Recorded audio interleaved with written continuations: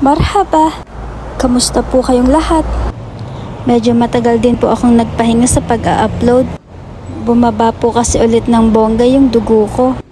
Masyado po kasi ako napupuyat sa kaka-restback at sa kaka-edit ng i-upload. Kaya ngayong okay na po ulit yung dugo ko, balik na po ulit ako sa pagre-reels. Linggo ngayon at off ko. Nakasanayan ko na pong gumising na maaga tuwing off ko. Pagkakagising ko ay naglilinis ako ng kwarto, tapos nagsasalang ako ng labahin at nagluluto na rin ng almusal at pananghalian. First time ko nga pala pong magluluto ng ginisang sardinas na may upo at miswa.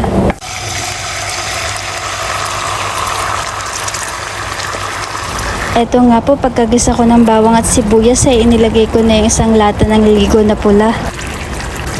Paglagay ko nga ay 3 lang yung laman, kaya binuksan ko ulit yung isa pang lata ng ligo. Pagkakulungay, nilagay ko naman itong upo. Pinakuluan ko lang din. Tapos inilagay ko naman yung miswa. Pinakuluan ko lang po ulit, tapos ay pinatay ko na yung apoy. Isinunod ko namang iprito itong dried fish at saka pusit. Shoutout nga pala kay Ate Beverly na nagbigay nito sa akin.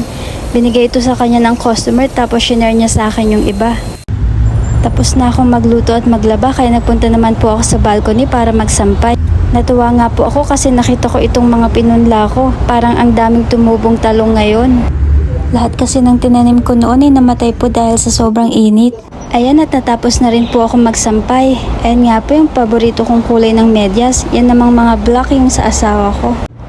Nilabahan ko na rin itong duvet namin. Pagkatapos ko nga pong magsampay ay nagmuni-muni muna ako dito sa balcony.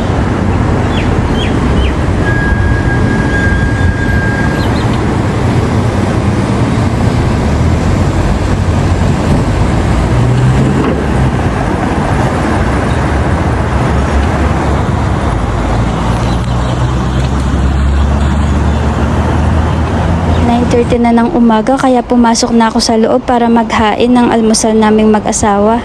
Tara, kain po. Syempre hindi mawawala yung kape pampagising sa umaga. Yun lang.